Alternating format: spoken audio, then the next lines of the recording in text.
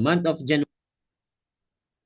January, ano po, ay tatalakayin po natin tong topic, take care o take good care of your soul, ano po, sa Mark 4, chapter 4, verses 1 to 20 po, ang ating kukuning scripture, ang ating hihiraming mga salita ng ating Panginoon. So, basahin po natin sa Magandang Balita Biblia Tagalog. So, basahin po natin. Ito po ang salita ng ating Panginoon. Muling nagturo si Jesus sa tabi ng lawa ng Galilea. At dahil nagkatipon sa paligid niya ang napakaraming tao, siya'y sumakay at umupo sa isang bangkang nasa tubig. Nanatili naman ang mga tao sa dalampasigan at sila'y tinuruan niya ng maraming bagay sa pamamagitan ng talinhaga o parable. Ano po? So, sa life po ng ating Panginoong Jesus dito sa lupa, ito po yung unang parable na tinuro niya. Ganito ang sinabi niya. Makinig kayo. May isang magsasakang lumabas upang maghasik ng bini. Sa kanyang paghahasik ay may mga bining na naglag sa daan. Dumating ang mga ibon at tinuka ang mga iyon. May mga bini namang nalaglag sa batuhan, bagamat kaunti lamang ang lupa roon, agad sumibol ang mga binhing yon. Ngunit, nang tumindi na ang sikat ng araw, nalanta at natuyo ang mga binhing tumubo. Palibas ay hindi ito masyadong nag-ugat. May mga binhing namang nalaglag sa may damuhang matinik. Nang lumago ang mga damo, sinakal nito ang mga binhing tumubo, kaya't hindi nakapamunga ang mga binhi. At may mga binhi namang nalaglag sa matabang lupa. Ang mga ito'y tumubo, lumago at namunga ng marami. May tig-30, tig-6 at tig-100. Sinabi pa ni Jesus, makinig ang may pandinig. 10 to 11. Nung nag-iisa na si Jesus, ang ilan sa mga nakikinig ay lumapit sa kanya kasama ang 12. Hiniling nilang ipaliwanag niya ang talinhaga. Sinabi niya, ipinagkaloob sa inyo ang karapatang maunawaan ng hiwaga tungkol sa kaharian ng Diyos, ngunit sa iba na nasa labas, ang lahat ng bagay ay tinuturo sa pamamagitan ng talinhaga. Nang sa gayon, tumingin man sila ng tumingin ay hindi sila makakakita, at makinig man sila ng makinig ay hindi makakaunawa. Kung hindi sila ganito, nagbalik loob sana sila sa Diyos at napatawad sila. Pagkatapos tinanong sila ni Jesus, hindi pa ba ninyo naunawaan ang talinghagang ito? Paano nyo maunawaan ng iba pang mga talinhaga? Ito ang kahulugan ng talinhaga. Ang binhing inihasik ay ang salita ng Diyos at ang mga binhi namang nalalaglag sa daan ay ang mga taong nakikinig sa salita ng Diyos. Pagkarinig nila ay dumarating si Satanas at inaalis ang salitang inihasik sa kanila. Ang katulad ng mga binhing nalaglag sa batuhan ay ang mga taong nakinig sa salita ng Diyos at agad na tinatanggap ito ng may galak. Subalit, hindi ito tumitimo sa kanila kaya't hindi sila nagtatagal. Pagdating ng kapaghatian o pag-uusig dahil sa salita ng Diyos, agad silang sumusuko.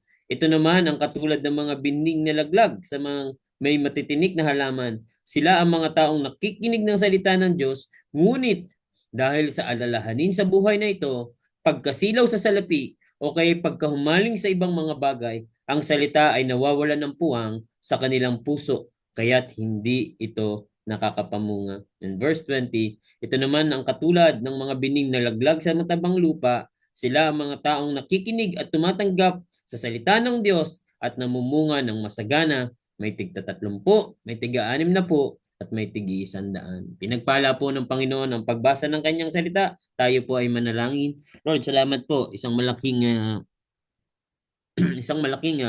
pasasalamat ang nararapat sa inyo na kami ay mabuhay pa sa araw na to, na kami magkakasama, na meron po kaming kakayanang makausap ang bawat isa at makita ang bawat isa, Panginoon. At isang malaking pasasalamat din po dahil sa mayamang biyaya ninyo na kaya lamang po kami nakakapag-minister at nakakapag-serve, Panginoon, ay dahil po sa inyong biyaya, Panginoon. Kaya with that, maraming maraming salamat po dahil ang bawat isa ay may kagalakan sa pagtanggap po ng inyong salita ngayong araw na to. And as we worship you, Panginoon, sa pamamagitan ng pag-aaral, pagko-commune, at pagre-reflect ng aming mga sarili sa inyong salita, alam namin na buhay ka at ang inyong banal na espiritu ang patuloy na kumakausap sa amin, Panginoon. Alisin niyo po, and I agree sa panalangin po ng aming elder, si Papa Ver, na alisin niyo po ang lahat ng bumabalakid upang hindi ho namin mapakinggan ng mabuti at hindi ho namin tanggapin, Panginoon, ang inyong mga salita na inyo pong ipapakain sa aming buhay spiritual. Nawa ito'y makatulong sa aming paglago, makatulong sa paglilingkod namin sa inyo, at makatulong ito sa pagmamahal namin sa isa't isa, Panginoon. At habang kami lumalakad sa Kristiyanong pamumuhay. Maraming salamat po. Gabayan niyo po ang inyong lingkod at gabayan niyo po ang bawat isa.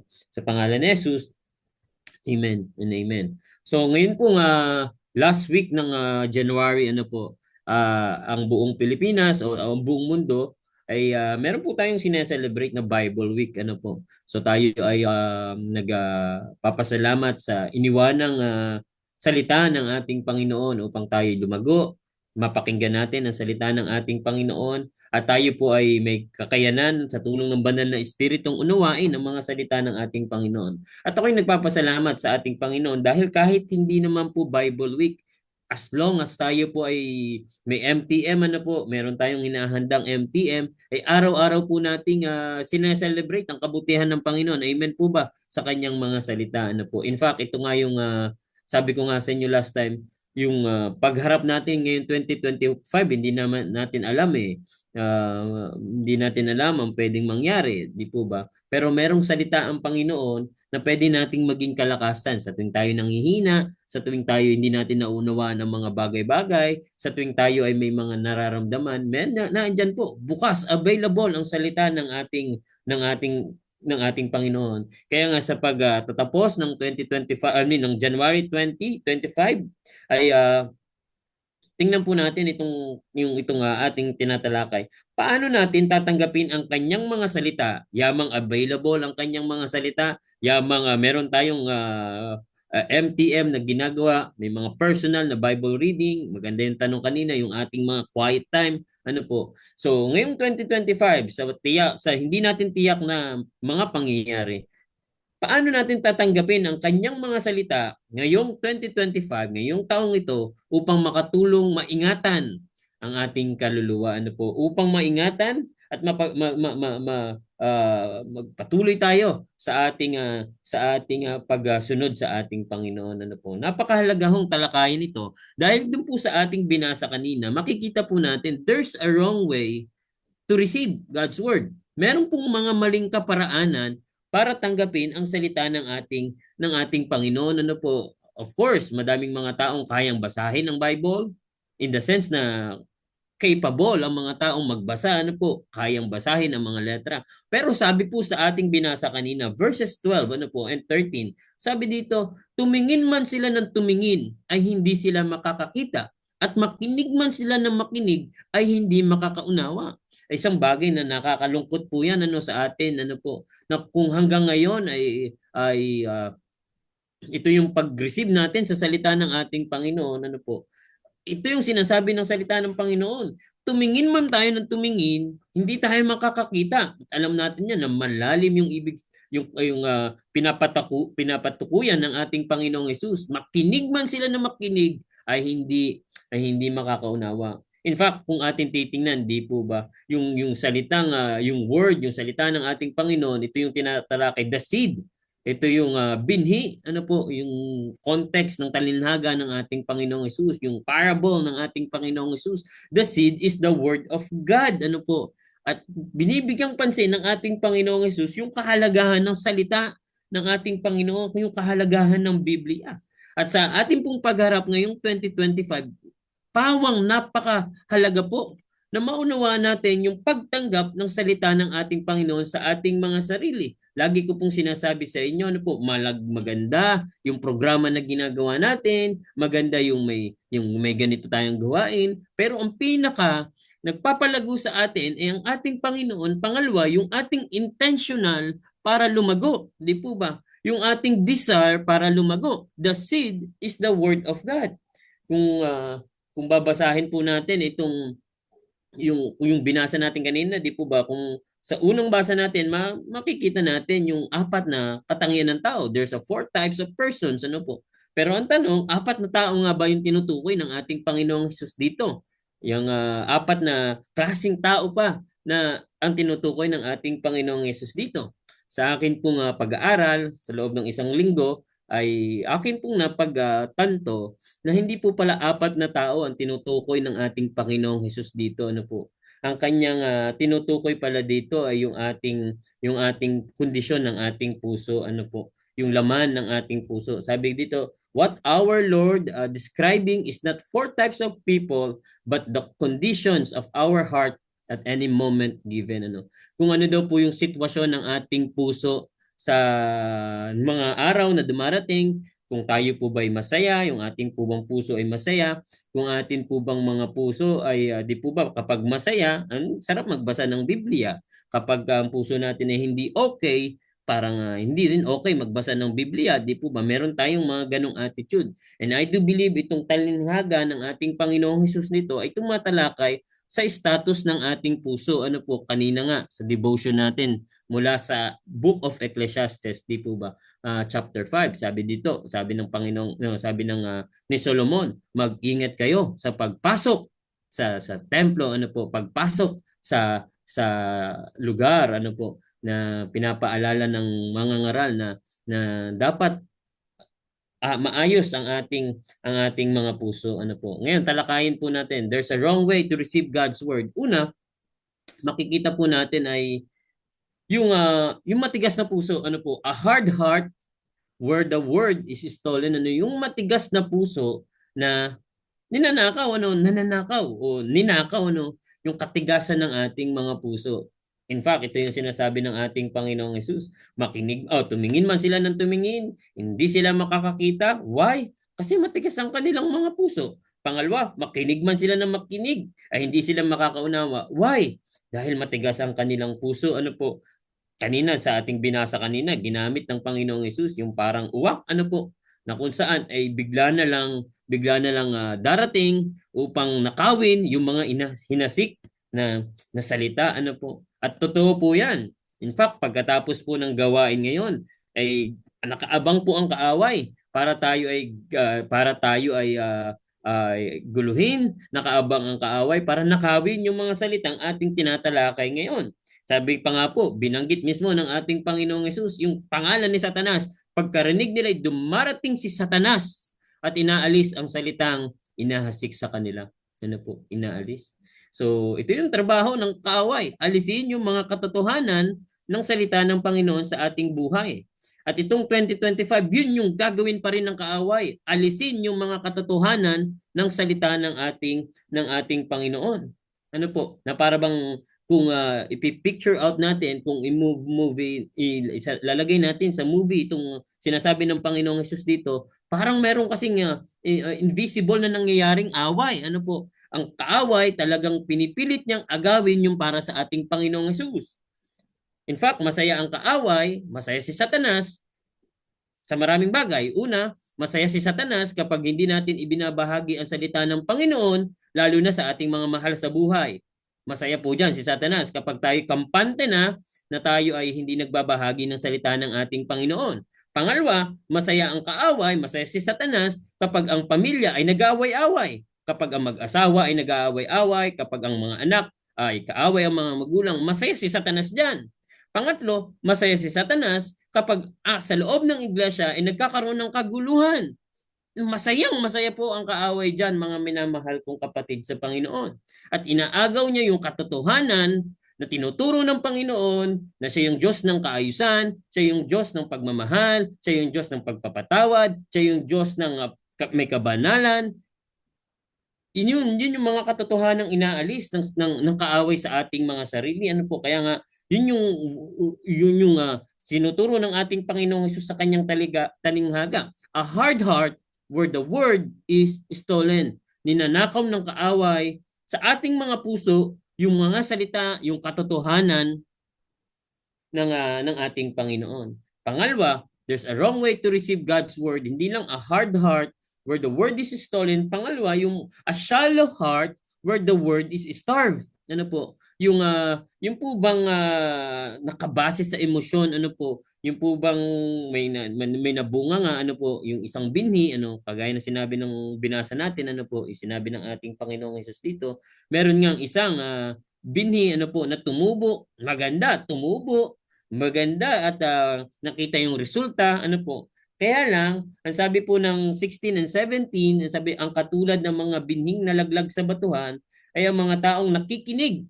Ang ganda po ng sinabi ng Panginoong Hesus, nakikinig ng salita ng Diyos at agad na tinatanggap ito ng may galak. So masaya sila, parang may galak nilang tinatanggap yung salita ng Panginoon. Pero ang sabi pa po dito ng ating Panginoong Hesus, subalit, but hindi ito tumitimos sa kanila kaya't hindi sila nagtatagal. Pagdating ng kapighatian o pag-uusig dahil sa salita ng Diyos, agad silang sumusuko. Ano po? Yung po bang yung ating pagtanggap sa salita ng ating Panginoon ay base sa ating emosyon? Yung po bang kapag masaya lang tayo, kapag pabor lang yung nangyayari sa atin, kapag meron ng mga promotion, kapag tumaas ang mga salary, kapag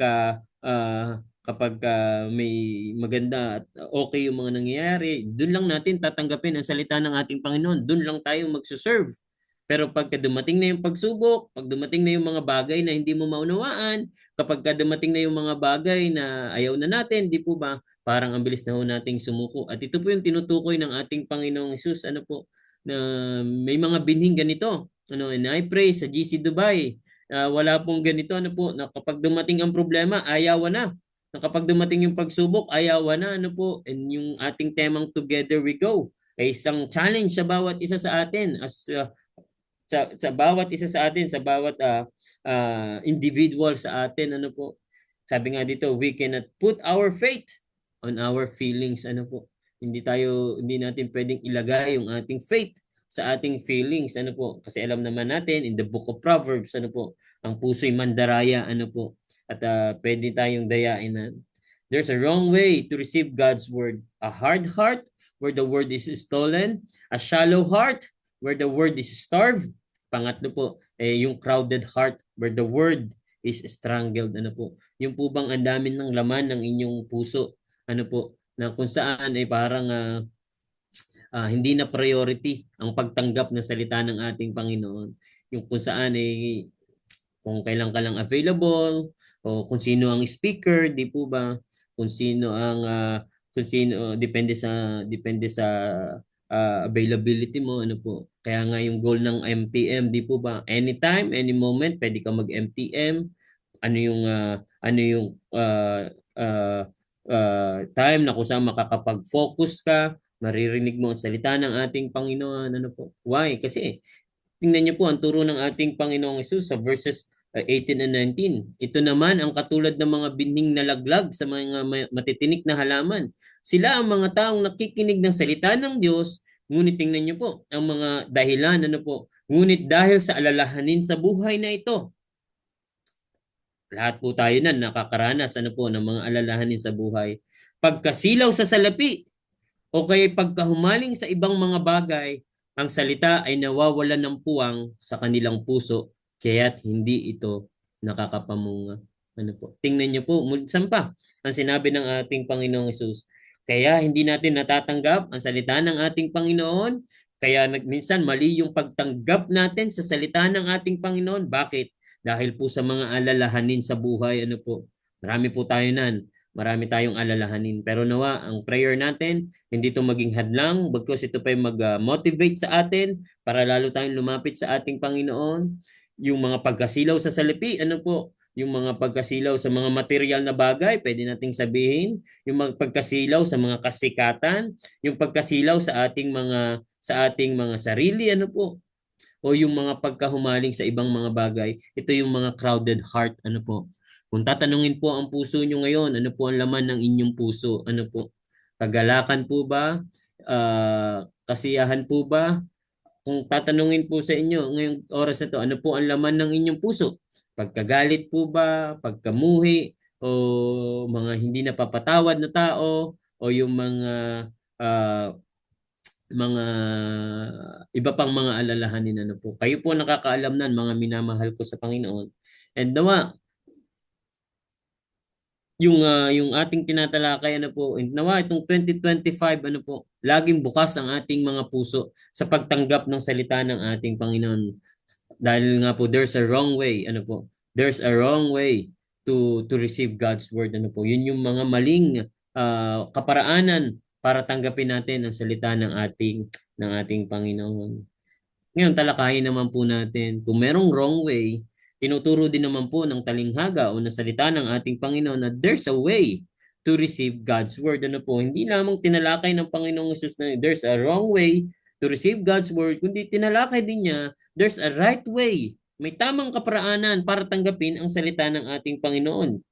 Binasa natin kanina, di po ba? Merong hard heart, shallow heart, may mga crowded heart. Pero dito sa binasa natin kanina, sa talinghaga ng ating Panginoong Hesus, yung 30-fold, yung 60-fold, and 100-fold, ano, na kung saan yung salita ng ating Panginoong Hesus ay dapat namumunga sa ating sarili. Amen po ba? Dapat ito namumunga sa ating mga buhay. Ano po? It's not after our feelings, hindi po to after ng ating emosyon, kundi ito po ay grounded, rooted sa salita ng ating Panginoon. Why? Because ito naman po ang pagkakatawag niya sa bawat isa sa atin. We are called to be fruitful. Ano po? Tinawag tayo ng ating Panginoong Hesus, ng Diyos, at sa tulong ng banal na Espiritu ay yung kanyang mga salita na ating tinatanggap sa bawat araw, tuwing Wednesday na meron tayong fellowship, prayer fellowship, tuwing Sunday na meron tayong Lord's Day na sineselebrate, at sa bawat araw ng ating quiet time ay ang salita ng Panginoon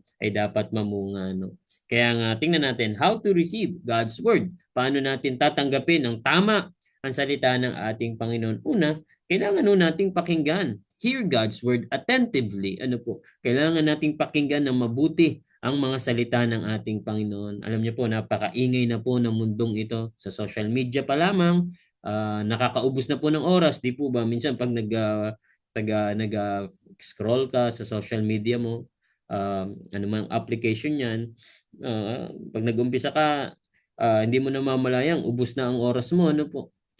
Medyo maingay na ang social media sa ating mga ginagalawan. Minsan may mga maiingay din po, ano po. Pero ano po ang mahalaga? Kahit anong ingay ng mundong ito at anong ingay ng social media na ating ginagalawan, napakahalaga ho. Napakinggan ho natin ng may focus ang salita ng ating Panginoon attentively. Pakinggan po natin yung sinasabi ng ating Panginoon. Ito man po ay maganda. Ito man po ay para sa pagtutuwid natin. Ito man po ay sa kanyang mga utos. Ito man po yung mga kasalanan natin. Pakinggan po natin ang salita ng ating Panginoon. Di po ba? Yung lagi kong ginagamit na ilustrasyon. Yan ay parang sulat ng mga doktor. Di po ba? Kapag tayo nagpa-check up at may prescription ng doktor, kailangan nating sundin yon. Ano po? Kahit minsan pangit yung sulat ng doktor, ano po? Hindi natin mabasa, hindi natin maunawaan, pero kailangan nating sundin yon. Why? Because yun ay makakatulong sa atin. Why? Dahil yun ay makakabuti sa atin. Why? Dahil yun ay magkukos sa atin para lalo tayong sumigla. Ano po? At minsan, ganyan po ang salita ng ating Panginoon. Ano po? Hindi man natin maunawaan, hindi man natin parang tayo na yung intentional tong Biblia, parang isinulat talaga, kulang na lang yung pangalan natin, ano po. Pero ito po yung makakatulong sa atin. Ito po ay malaking pakinabang para tayo po ay sumigla sa ating paglilingkod at sa ating Kristiyanong pamumuhay, ano po. Kaya nga itong Book of Ecclesiastes na ating MTM, ano po, enjoy po natin. Napakaganda po ng mga sinabi ng nagsulat ng mga ngaral, ano po. And sabi nga ng quotation na to, you remember less than 10% of what you hear, but you remember up to 40% of what you write down, ano po. So sinabi ko last week sa aking asawa na try niya ulit magsulat, ano po, kasi maganda talaga nagsusulat. And hopefully sa ating pong MTM, ano po, tayo ay nakakapagsulat pa, nira-write down pa natin yung character ng ating Panginoong Hesus, yung sins na kailangan nating i-address, yung mga plano natin, yung mga programa, yung mga pangako ng ating Panginoon. Higit sa lahat yung applied obedience, ano. Magandang ibalik po natin yung ating journal, ano po, yung pagsusulat natin sa ating mga quiet time. How to receive God's word? Hear God's word attentively. Pakinggan ho natin mabuti ang salita ng ating Panginoon. Ano po? Pakinggan natin siya at kahit ano pa po ang kaingayan ng mundong ginagalawan natin, may gera dito, may gera doon, may inflation, may mga iba't ibang karamdaman, may mga iba't ibang problema sa buhay, pero pakinggan pa rin ho natin ng matiwasay na mabuti ang salita ng ating Panginoon. Pangalawa, not to hear God's word, kundi obey God's word immediately. Ano po? Napakahalaga po ng hindi lang tayo nakikinig, kundi gawin po natin, sundin po natin kaagad yung kung ano man yung sinasabi ng ating Panginoon. Kung sinasabi ng ating Panginoon na tayo po ay magmahalan, magmahalan po tayo. Kung sinasabi po ng Panginoon na sambahin natin siya, sambahin po talaga natin siya. Kung sinasabi po ng Panginoon na magbigay tayo para sa Kanya, magbigay tayo. Ano po? Wag na nating ipagpabukas. Baka ang bukas ay huli na, di po ba? Lagi ko sinasabi, baka yung bukas ay huli na. No? Baka yung kung pwede, ano yun, baka kapag pwede na, ay hindi na pwede. Ano po. So, pakinggan ho natin ang salita ng Panginoon at sundin po natin ang salita ng ating Panginoon. Tingnan niyo po ang sinabi ni Pastor James, Santiago 1:22 to 25. Mamuhay kayo ayon sa salita ng Diyos. Kung ito'y pinapakinggan lamang ninyo, ngunit hindi isinasagawa, ano daw po? Dinadaya ninyo ang inyong sarili. Ano po sinabi ng salita ng Panginoon? Dinadaya mo ba ang iyong kapitbahay? Dinadaya mo ba ang iyong mga magulang? Dinadaya mo ba ang iyong kapatid sa Panginoon? Hindi. Ang sabi po ng salita ng ating Panginoon, kung tayo nakikinig lamang at hindi naman natin isinasagwa ang kanyang mga salita, maliwanag po sa salita ng ating Panginoon na dinadaya lamang po natin ang ating sarili. Sapagkat ang nakikinig ng salita, ngunit hindi sumusunod dito, ay katulad ng isang taong tumitingin sa salamin at pagkatapos makita ang sarili ay umaalis na at kinakalimutan ang kanyang anyo. Ano po? Maliwanag po mula sa salita ng ating Panginoon. How to receive God's word? How to receive God's word? Una, hear God's word attentively, obey God's word immediately, at pangatlo po, yung ating task sa mundong ito, yung task natin sa GC Dubai, yung task natin bilang mananampalataya sa Panginoon dito sa Middle East, ay we need to spread God's word continually. Ano po? Ibahagi ho natin ang salita ng ating Panginoon uh, uh, tuloy-tuloy, ano po, walang pigil. Siyempre, context in the context, ano po, in a proper context po yan, pero we need to spread God's word continually, ano po. Tuloy-tuloy po natin ang pagbabahagi ng salita ng ating Panginoon. Natutuwa po ako dahil nitong mga nakalipas na araw, may mga nakarating po sa aking balita na may mga kapatid tayong nagbabahagi ng salita ng ating Panginoon, ano po. At napakaganda na gesture na sa pag-uumpisa ng taon na to, yun yung ating ginagawa, no? Magbahagi ng salita ng ating Panginoon.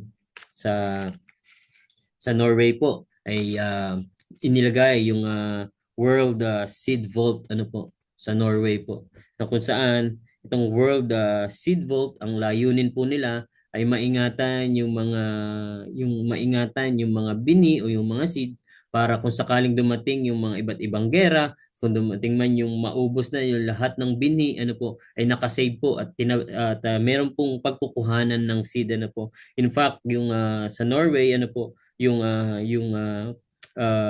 pagkakagawa po ng lugar na yon ay meron po siyang 100 meters deep inside a mountain, ano po, malalim, napakalalim po ng proyekto o ng pagkakagawa dito, ano, 100 meters deep na talagang napakalalim po nan.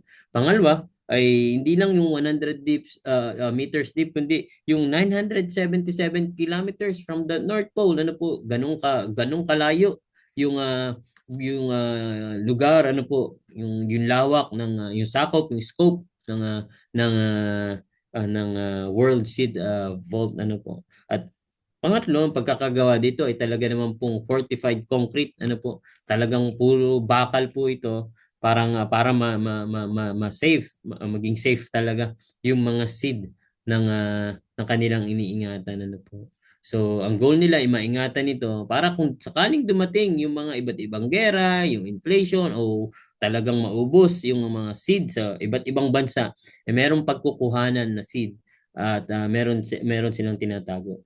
Ganyan din po ang salita ng ating Panginoon. Ano po? Ang salita ng ating Panginoon ay iniingatan. Ang salita ng ating Panginoong Hesus ay nilalagay sa ating puso na para kapag dumating yung mga ibang agam-agam, kapag dumating yung pagsubok, kapag may dumating yung iba't ibang mga suliranin, meron pong salita ng Panginoon na kukunin natin sa ating mga puso, na magiging lakas natin, na magiging kagalakan natin, na magiging motivation natin sa ating Kristiyanong pamumuhay. Ano po? Ito pong MTM natin ngayong 2025, January, ay patapos na po. Patapos na tayo sa book of sa January, and tinalakay natin yung Genesis, kung paano naging tapat ang Panginoon from Abraham, to Isaac, Isaac to Jacob, Jacob to Joseph, from generations to generations, tapat ang ating Panginoon. Galatians, tinalakay natin yung ating identity sa ating Panginoong Jesus, na hindi na tayo slave, na tayo ay meron ng relasyon sa ating Panginoong Hesus, that in Christ there's no condemnation. Wala nang condemnation, at ang ating Panginoong Hesus na po ang ating righteousness. And itong book of Ecclesiastes tinatalakay yung under the sun, ano ang pinakamahalaga sa atin. Under the sun, ano yung pinaka goal natin. And as we go further sa book na to, and may we enjoy to listen, to obey, and may we enjoy to spread God's word continually. Mga kapatid ko sa Panginoon, ingatan po natin ang ating kaluluwa sa pamamagitan ng pag-iingat ng salita ng ating Panginoon sa ating buhay. 2025, parating na po, patapos na yung January 2025, tayo ay nagmo-move forward para ngayong 2025, and may we take good care of our souls. Tayo po'y manalangin. Lord, salamat po sa inyong mga salita. Salamat po sa inyo pong pagtulong sa amin. Alam po namin na meron po sa amin na marahil ay ang aming mga puso ay iba't iba ang laman, Panginoon. Pero we know for sure ito'y batid ninyo, at ipinagkakatiwala po namin sa inyo ang aming mga puso, Panginoon. Nawa ang inyong mga salita ang bumunga, at kagaya ng aming mga napag-usapan, Panginoon, ito'y maging fruitful ang aming mga puso, Panginoon. At nawa ay patuloy po kaming ikaw ang maging kalakasan namin, Panginoon. Ikaw yung maging kagalakan namin sa aming paglilingkod na to. Maraming maraming salamat po. And we praise you, Lord, sa inyong mga salita. In Jesus' name we pray. Amen. Amen.